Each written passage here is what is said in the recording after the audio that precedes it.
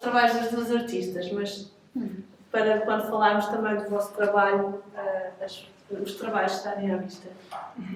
Pronto, eu não sei quem é que quer começar. Querem que eu vos faça uma pergunta? É sempre mais fácil. Exato. Então, eu gostava então de começar contigo, Cristina. Os teus trabalhos são de 2020, dessa altura da qual acho que neste momento não nos queremos lembrar muito. Foi difícil, não é? Foi assim um choque para todos nós naquela altura. Esse confinamento e também todo o medo que se gerou em torno de um vírus que ninguém conhecia na altura e temos que ficar em casa e há pessoas que ficaram transtornadas com isso e outras que conseguiram canalizar criativamente as suas angústias. E tu tens um trabalho que se chama Fechada em Casa, não é? Talvez queiras falar um bocadinho disso. Começar por aí. Bom, eu realmente não tenho muito medo e esse vírus estranho não me deu muito medo. E aproveitei esse período para trabalhar intensamente no ateliê.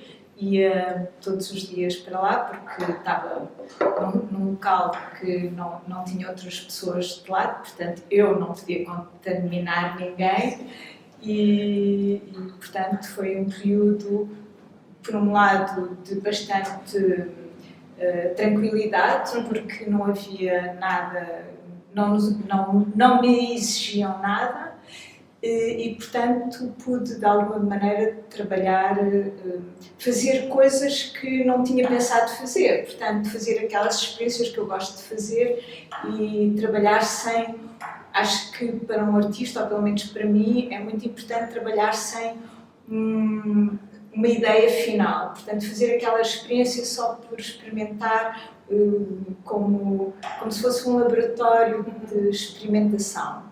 Mas obviamente sentia-me fechada, percebi que o mundo estava enclausurado e como trabalhei muito, naquela altura também ainda estava a trabalhar muito sobre montanhas, esta peça que está aqui é realmente como se fosse uma montanha a espreitar à porta de qualquer local fechado, portanto isso chama-se Fechado em Casa, que era o que nós estávamos todos.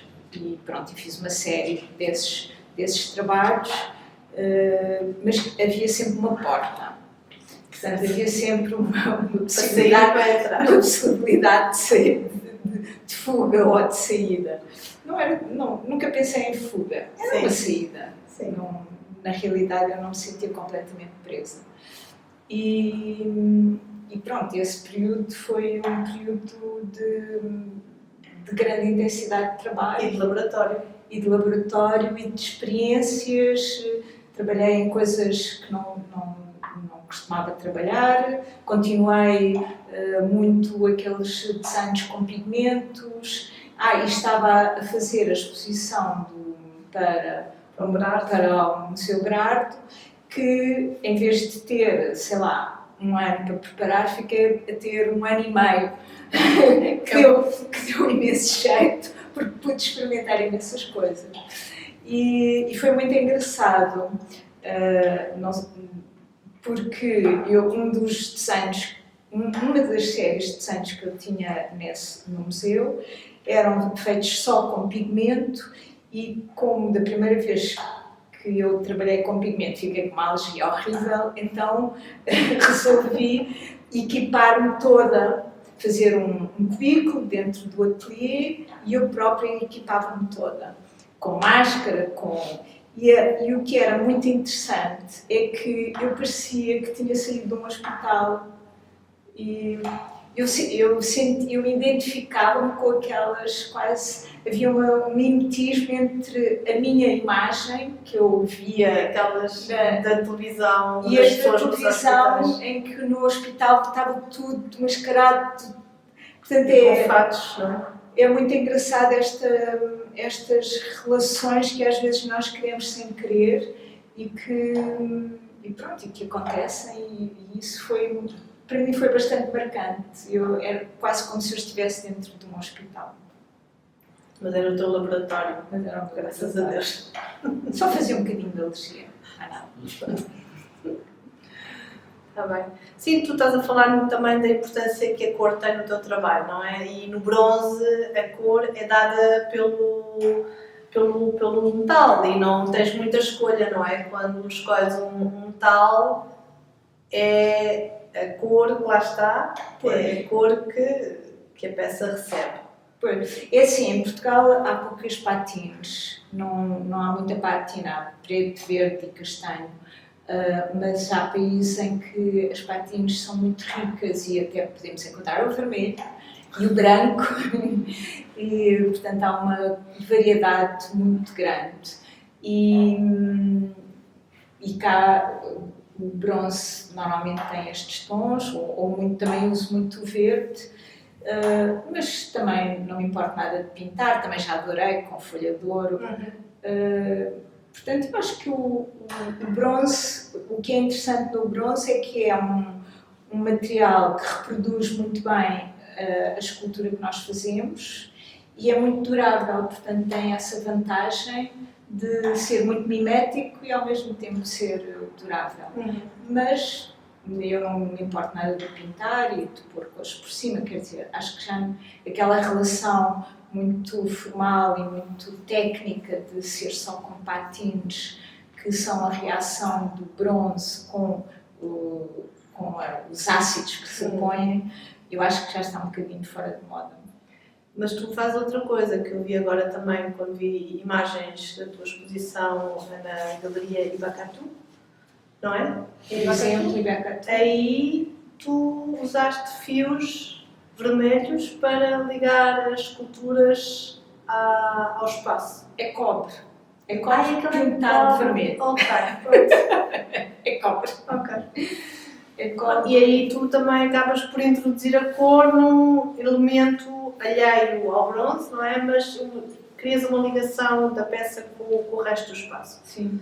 Eu achei que o cobre não funcionava bem naquela peça, portanto preferi pintá-lo. E pronto, é um pouco usar a liberdade artística que nós temos de usar o material assim ou não. Minha mãe marcou muito presente no teu trabalho, lembro-me aquele barco que no Serpa, isso foi chamado pelo vermelho, não?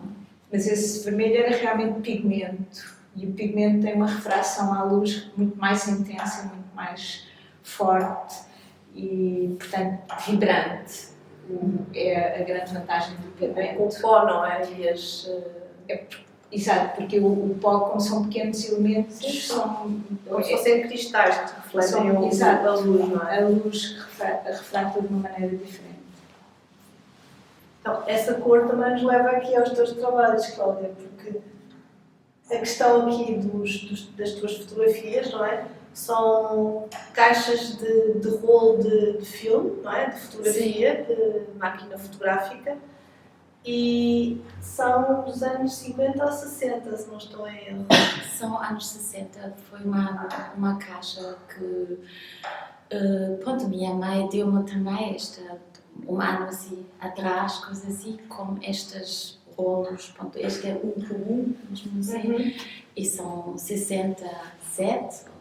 Ok. E quando abri... Número muito específico. Sim, porque foi numerá-los todos, foi também ver o conteúdo que está lá dentro, assim. E fiquei, pronto, fiquei espantada, obviamente, pelo conteúdo, mas a primeira coisa que vi foi as cores chamaram mesmo a atenção e o material também, porque as caixas são de papel. E eu nunca tinha visto isso, porque eu conheço isso de alumínio, uma coisa assim. Plástico, mas papel era algo fora. Pronto, foi. É do tempo, não é? Do tempo. Papel ou cartolina? Sim, e são dos anos 60. Sim. Então, decidi, pronto, quando vi, sabia logo que queria fazer algo. Com elas e pronto, queria também a questão do formato e fotografar E obviamente tem uma parte emocional também, e o facto de ver as cores, mas cada um pode depois imaginar o que está lá dentro, não é? Que eu já fiz antes vários trabalhos Com caixas. com conteúdo, com malas, onde sempre foi a questão que está lá dentro. Sim, cada um. A ideia também da pertença e do conteúdo que pertence a alguém e que diz alguma coisa também sobre quem usou, ou quem fez, ou quem carrega, não é? Sim. Então, neste sentido, eu escolhi o título assim bastante técnico, não é? Para dar referência, mas realmente a ideia é que cada um pode preencher, não é? Com a sua imaginação o conteúdo.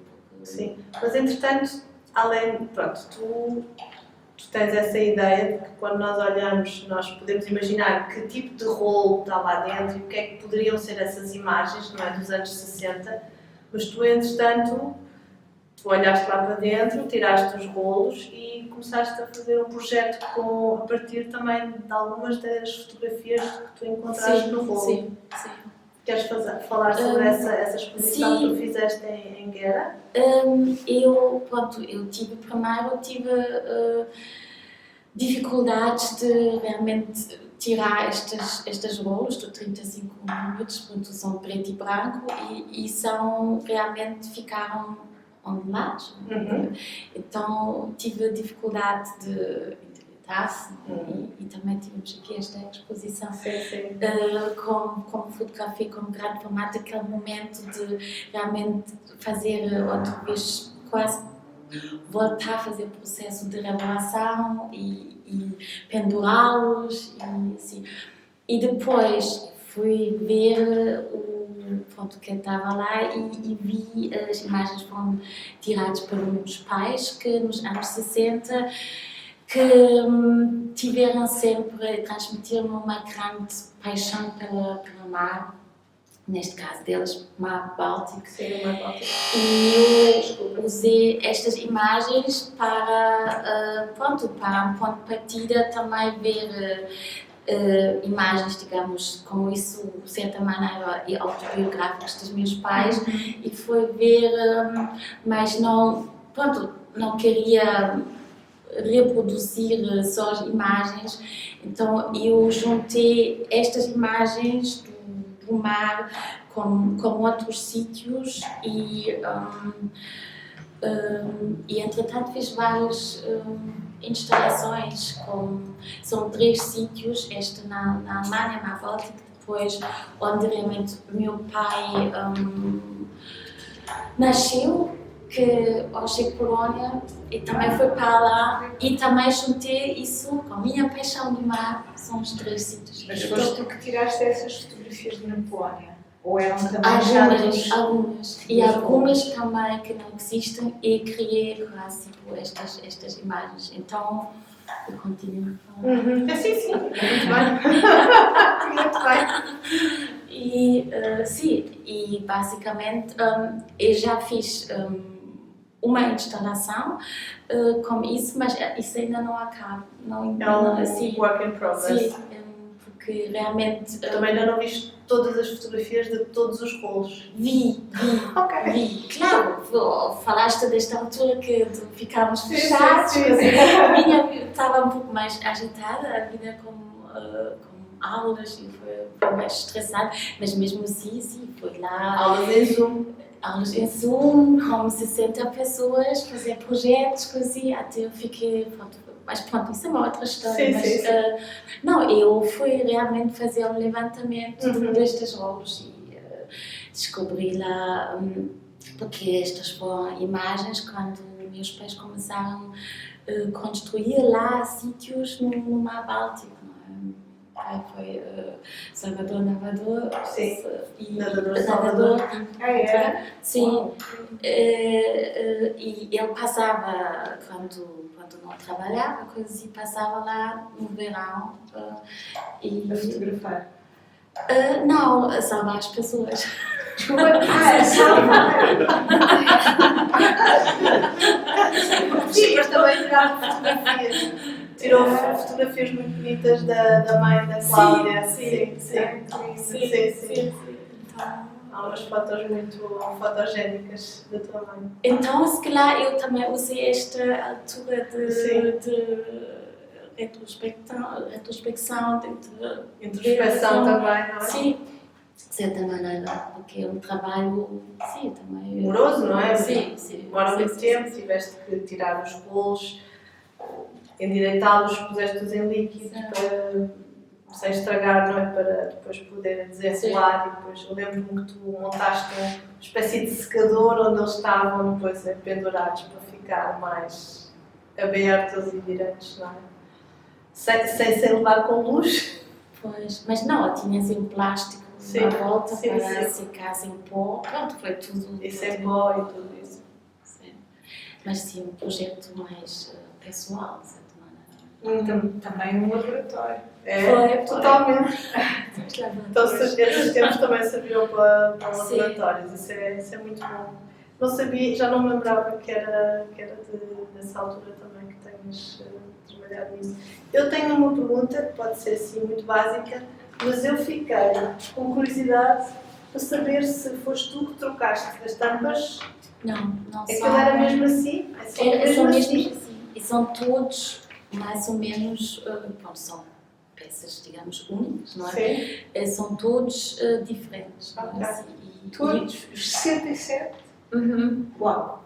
Porque algumas, se calhar, têm assim um azul um pouco mais claro, um pouco mais luz, mas todos são diferentes. E o que eu queria fazer, ou quero fazer, e vou fazer realmente pô-los todos, não é? Num espaço. Porque isto é Uau! É que eu não sei porquê, mas de repente aqui pensei que talvez fosses tu que tivesses trocado porque os contrastes são tão bonitos Pois. que até parece feito de propósito por ti para a fotografia, mas Mas de nem- staging, estás a ver? Pois, mas nem precisava Não fazer isso. Isso era uma curiosidade que eu tinha e nunca E uma perguntei. coisa, muitas vezes, pronto, as coisas como estão já estão tão bem, nem Não, precisamos. já nem não é? precisas de mexer, não é? Sim. Pois, porque eu achei, eles são super fotogénicos e depois há outra coisa que às vezes olhamos e nem percebemos logo que é uma fotografia, Depois não se percebe nada. não é? Quem não Quer sabe dizer que é da que Cláudia não sabe que é uma fotografia. Eu acho que não se percebe nada que é uma fotografia. Parece um desenho. E depois há outra coisa que eu te queria perguntar que tem a ver com a forma como tu tiras as fotografias, porque tu muitas vezes tens isto de focar-te num objeto quase de forma documental, como se fosse um arquivo visual, não é? Tu fizeste aqui também uma série de trabalhos em 2015, quando é que foi? 2015 ou 2016? Aquela série das caixinhas, das valuables, mas aí decidiste tirar fotografias de caixinhas que eram muito pequeninas, não é? E aumentaste-as. Sim. Aqui, mas também a mesma forma de apresentar. Focaste na forma, nas cores e apresentaste sobre um fundo branco.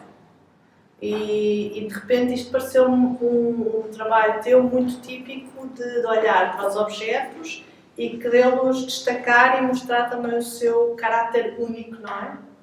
E em pormenor. E aqui decidiste apresentar em tamanho 1 a 1, no fundo, tamanho real, que também gostei de ver e que acontece também numa outra série tua, a Costbar Ferrari, que são aquelas caixas que tu retiraste ali no Martim Muniz e tiraste a fotografia, aquelas caixas de transporte que marcam muito aquela zona, não é? As lojas todas dos chineses e mini armazéns de revenda de roupa. E portanto, quando é que tu começaste a tirar fotografias dessa maneira? E porquê? Pronto, uma curiosidade. Quer dizer, acho que esta série destas caixas foi uma continuação dos sacos, não? Que eu nunca fiz sempre. Ou tive próprias instalações de personal belongings no Gulbenkian, que deixava aquelas malas, sacos fechados e depois as pessoas, quando foi a questão que já falámos, que é competente e conteúdo. Vocês estiveram as duas juntas numa exposição em Braga. Tu foste lá montar a tua peça no jardim e as peças da Cláudia eram aqueles sacos que estavam no chão. E depois até colocámos de forma que dessem para o jardim. Exato. Para as pessoas depois darem com a tua escultura lá fora. Pronto, e é essa que a Cláudia estava aqui a falar, Personal Belongings, que teve na Gulbenkian no jardim. E obrigaram a Cláudia a pegar naquelas malas todos os dias, são aqueles sacos do chinês, onde se pode pôr imensa coisa lá para dentro. E tinham um peso, não é? Tu tinhas de tirar tudo e mudar de sítio, porque... Foi uma altura, acho que se calhar foi um projeto próximo futuro. Sim, próximo futuro. E era um projeto, se calhar, onde o jardim do Gulbenkian ainda não foi usado como hoje, aquela ideia de relva, do jardim, de não pisar, de não usar, e realmente foi esta ideia de habitar, usar o próprio espaço. Então, estas malas foi um trabalho no espaço público, porque isso não foi um trabalho fotográfico, foram os objetos. E no espaço público, semi-público, no Jardim do Gulbenkian, nunca sabe o que o público vai fazer e o que o público vai reagir. E nós tivemos reuniões sobre o uso dos sacos, precisava mais segurança, etc. Tudo isso. E depois, quando eu disse deixar as coisas andar, que ia acontecer, as pessoas mudaram, andaram um pouco como sacos, mas ninguém roubou, ninguém levou esta questão só davam de lugar, coisa assim. Então depois o curador, o António Pinto Ribeiro, decidiu prolongar o projeto. E aqui chegou o problema, porque depois dizer estas malas levam as pessoas para um comportamento que não é muito adequado para o Gulbenkian, porque elas começaram a pisar a relva, sentar-se lá. Então, mas as pessoas sempre usaram o jardim da Gulbenkian para se sentarem. Até nos anos 70 as pessoas sentavam-se no jardim da Gulbenkian. Acho que é uma coisa que só começou recentemente, realmente, uma relva, sentar-se lá nos parques, nos espaços públicos, houve uma regra, não se podia pisar. Isso é uma coisa muito portuguesa. Podia ser alemã também, betreten verboten. Não sei que é muito portuguesa, mas houve esta regra, agora as pessoas sentem-se. O parque está para livros. Mas é uma coisa nova, realmente, antigamente. Eu não lembrava que tinha esse tipo de... Então, esta questão dos sacos realmente foi uma questão de dizer, olha, agora os sacos estavam a estragar a relva. E aqui para acabar o projeto. Então nós combinámos, vamos todos os dias mudar os sacos para não estragar a relva. Foi assim. Todos os dias. Como quem diz, não é? Sim. Mas ir variando o lugar. Mas as outras caixas que eu fotografei foi mais o dentro, não é? Sim. E estavas para contar, o facto foi olhar para dentro e aqui e realmente nós... É um só exterior, não é? Sim. E naquelas caixas vazias, porquê é que tu resolveste usar as caixas vazias? Porque as caixas são caixas que já encontrei-las vazias, não é? Vazias e realmente o pensamento, realmente o que estava lá dentro. O que é que poderia estar? Sim. Pode ter estado. Porque são caixas de transporte, não é? De cartão. E havia umas que tinham mesmo marcas do transporte, outras também tinham uns carimbos, uns textos, não de frágil ou até na língua do país de onde vieram, quando vinham, por exemplo, da China ou assim. Portanto, era muito curioso porque as próprias caixas tinham uma identidade própria e a Cláudia abriu-as, pronto, era a caixa, não é? Depois com as asas abertas e era todo esse objeto, no fundo, captado. E elas têm uma presença muito, muito forte.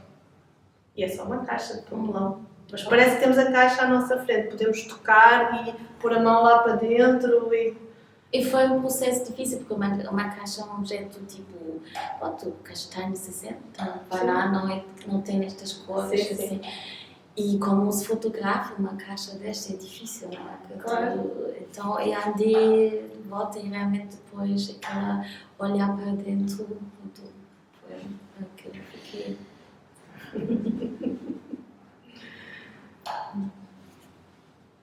É engraçado, tu trabalhas muito o objeto que tem volume na tua fotografia e a Cristina, como escultora, cria objetos com volume, não é? Até na escultura ou quando tu trabalhas com desenho e transformas o desenho também em instalação.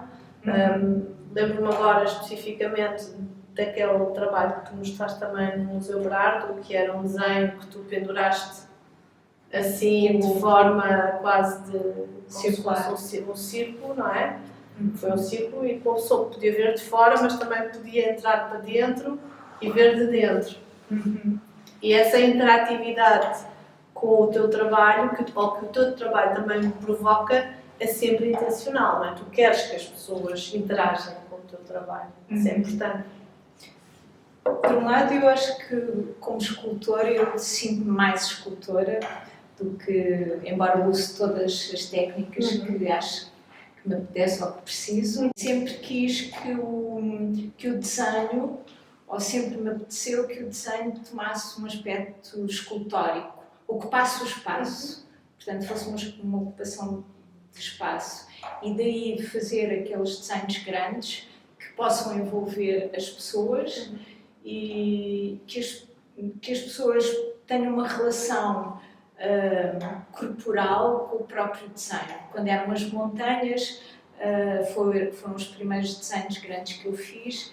A ideia era que as pessoas entrassem dentro da montanha, sentissem quase que aquele vibrar que a montanha nos dê, ou então como aquele pintor chinês maravilhoso que pintava as montanhas tão extraordinárias que um dia desapareceu dentro do desenho, dentro da montanha. E era um bocado essa ideia, de envolver as pessoas com o desenho. E por isso no CCB, já tinha feito também em São Paulo, esse círculo que dava para que as pessoas, por um lado, as pessoas tinham que mexer o corpo, não podia ser só aquela visão muito certinha que nós andamos no cubo branco, a olhar para as paredes, ou para... Portanto, as pessoas tinham que mexer o seu próprio corpo e entrar dentro do desenho. Isso era um dado importante, o entrar dentro, portanto, mover o próprio corpo.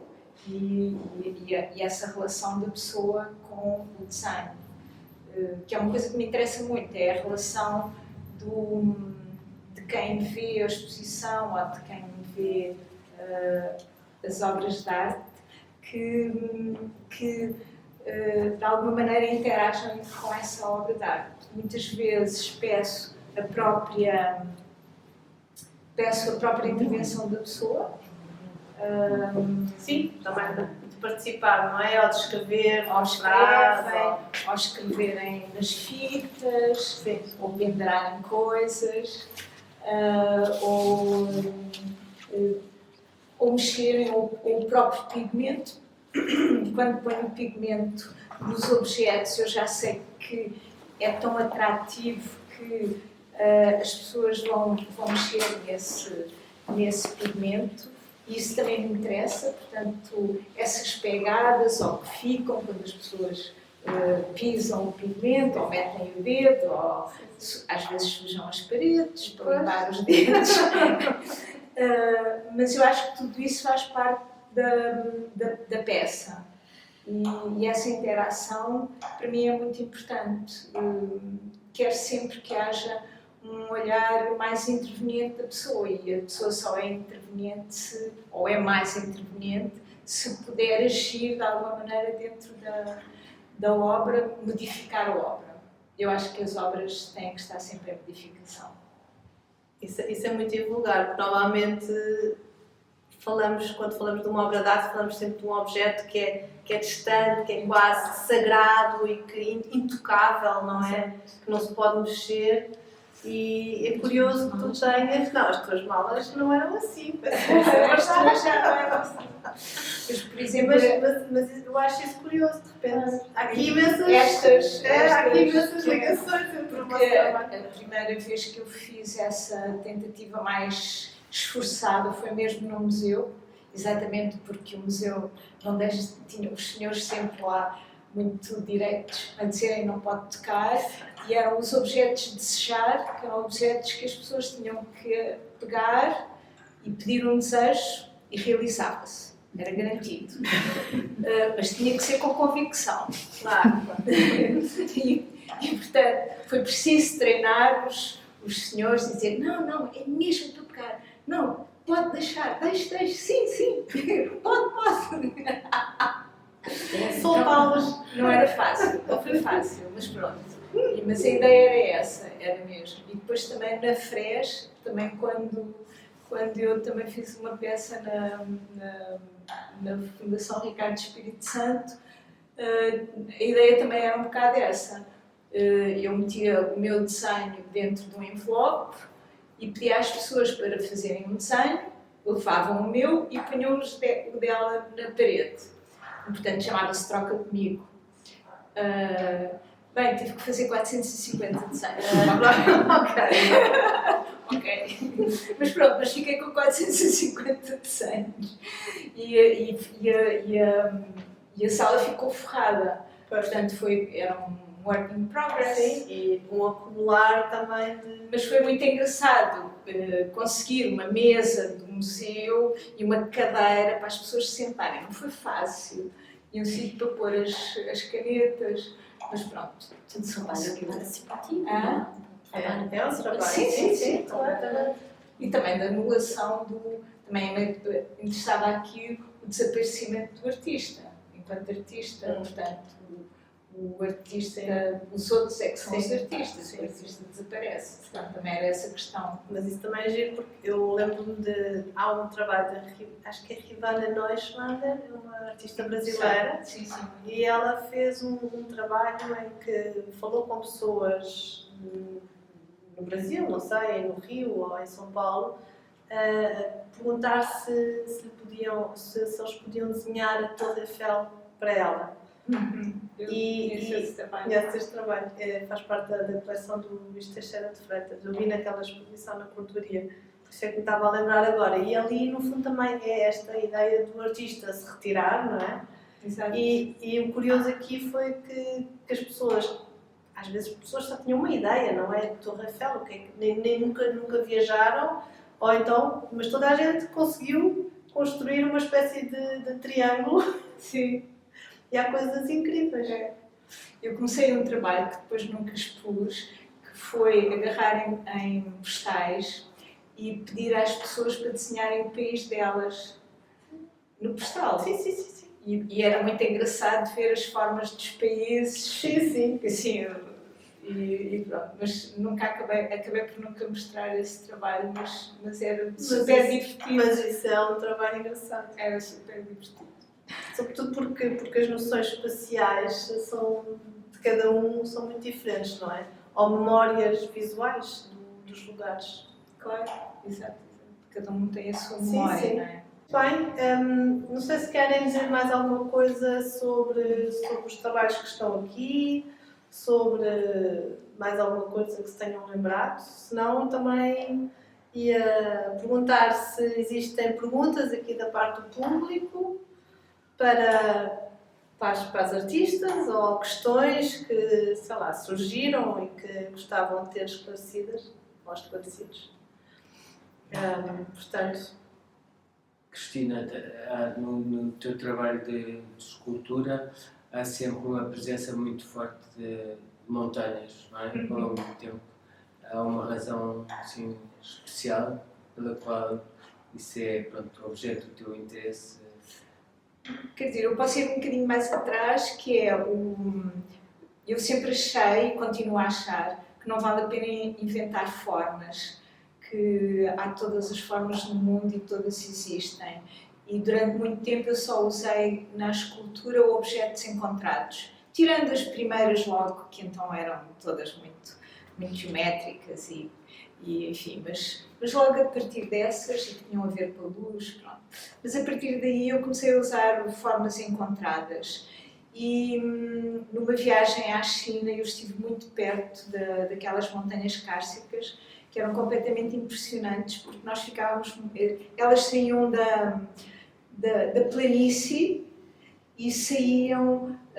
não eram muito altas, mas eram muito imponentes, porque como saíam de uma zona plana, nós podíamos ficar muito perto delas e quase como nas árvores, que nós quando abraçamos uma árvore sentimos a energia da árvore, aquelas montanhas transmitiam-nos essa energia. Eu achei aquela força e aquela energia daquelas montanhas completamente extraordinária e de alguma maneira era a tentativa de reproduzir essa energia e daí fazer os desenhos grandes, mas por outro lado achei que eu gosto muito de trabalhar a escala e daí fazer as esculturas muito pequeninas e pô-las em diálogo com esses desenhos muito grandes. Portanto, havia quase que uma condensação da montanha e no princípio eu só fazia montanhas que tinha subido, onde tinha andado, onde tinha passeado e depois achei, não vale a pena, posso fazer uma montanha qualquer. E comecei a abrir o meu leque. E daí fazer tantas montanhas porque é muito apetecível. Mas tu gostas de andar nas montanhas? Adoro. Aliás, uma das minhas listas são todas as montanhas do mundo. Eu vou mudando para vermelho as montanhas que subo. E pronto, e daí eu fazer tantas montanhas. E depois também comecei a fazer as mountain house, que eram casas, mas o telhado era uma montanha. E portanto havia uma referência entre a caverna, a casa, o poder entrar dentro da casa, poder entrar dentro da montanha. Era um jogo quase do interior-exterior. E pronto, não sei se respondi.